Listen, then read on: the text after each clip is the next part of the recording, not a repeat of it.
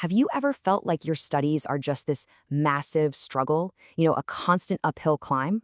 Well, today we're going to flip that script entirely. Learning isn't a chore, it's a battle.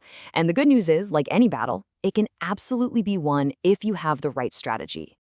And to win this battle, we're turning to one of the greatest strategists in history, Sun Tzu.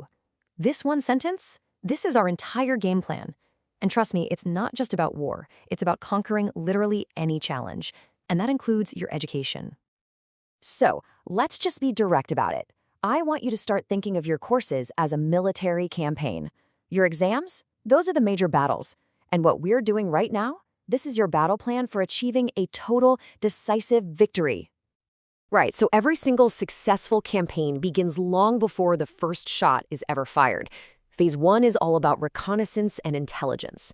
It's about preparing the ground, laying the foundation for your success before you even set foot in the classroom. Sun Tzu's wisdom really boils down to two critical parts. First, know yourself. This means you have to do an honest assessment of your academic condition. Where are you strong? And more importantly, where are you vulnerable? Second, know the enemy.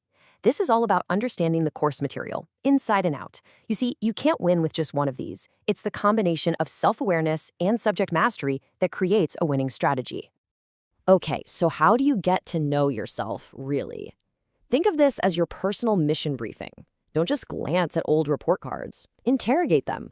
Hunt down your weak spots.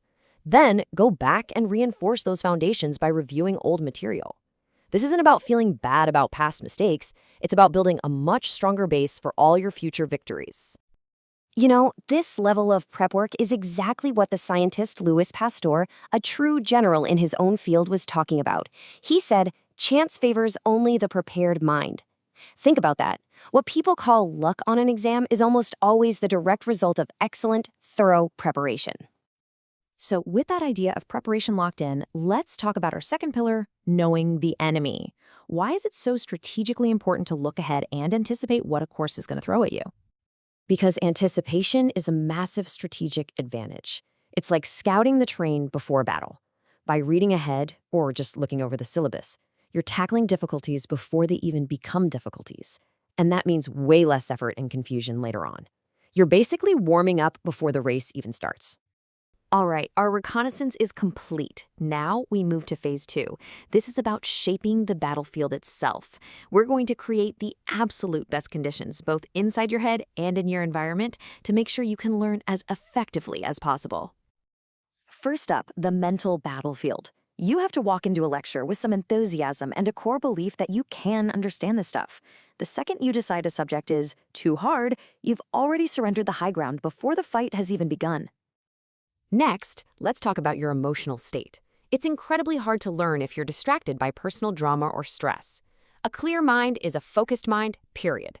And if you can cultivate a genuine interest, maybe even a passion, for the subject, that's like having the ultimate morale booster on your side. The physical stuff is just as crucial. Don't underestimate this. Hunger, being exhausted, or feeling sick, these are enemies of learning. Seriously. You wouldn't send a tired, hungry soldier into battle, so why would you do that to your own brain? And finally, your environmental conditions. Your study space matters a lot. A noisy, cluttered, or distracting area is like trying to plan a strategy in the middle of a chaotic battlefield. You need to find your quiet command center. And here's a crucial point. You are not fighting this battle alone. You have a massive arsenal at your disposal. Your teachers and classmates, they're your veteran allies. Your books and notes are your standard issue weapons.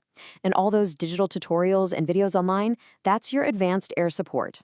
A great strategist knows how to use every asset they have. So we've prepared, we've set the conditions, and now it's time for the real engagement. Phase 3 is all about concentration. That ability to focus all of your mental forces on one single objective and win the moment. To master concentration, you first have to understand its number one enemy, distraction. But look closely at how it's defined here. It isn't just something that happens to you. It's an attitude, a voluntary choice to do something else. And that means you have control over it. And listen, the stakes could not be higher. Concentration is the direct path to durable, logical learning.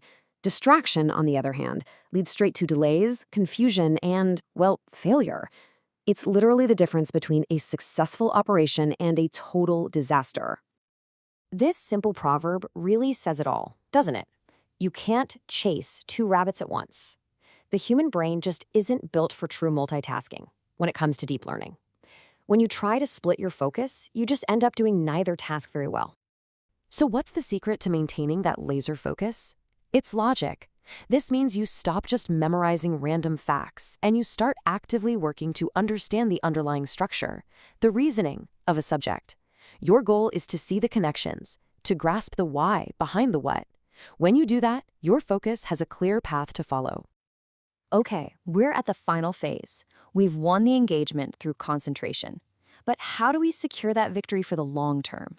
Phase 4 is about breaking out the secret weapons of memory to make sure the knowledge you've gained actually sticks. This brings us to a really crucial insight about memory. It's not a brute force activity. It's the natural result of deep understanding. Just like the saying goes, whatever is well conceived is clearly said. When you truly get the logic of a concept, remembering it becomes almost effortless. And here's a powerful toolkit for that. 5 memory weapons you can deploy. You've got deductive memory for things you figure out yourself. Eclair or flash memory for those quick captures. Symbolic memory, which connects ideas to images. Interest, where you use your own curiosity to make things stick. And of course, the tried and true tactic of repetition. So why does mastering this whole strategy matter beyond just passing an exam? Well, it connects to this profound Japanese concept called ikigai, your reason for being. It's all about finding that sweet spot, the intersection of 4 key things: what you love, what you're good at, what the world needs, and what you can be paid for. And that leaves us with one last pretty powerful question to think about. What if mastering the strategy of learning isn't just about winning the battle for grades? What if it's the fundamental skill you need to discover your passion, build your profession, and ultimately find your true purpose in life?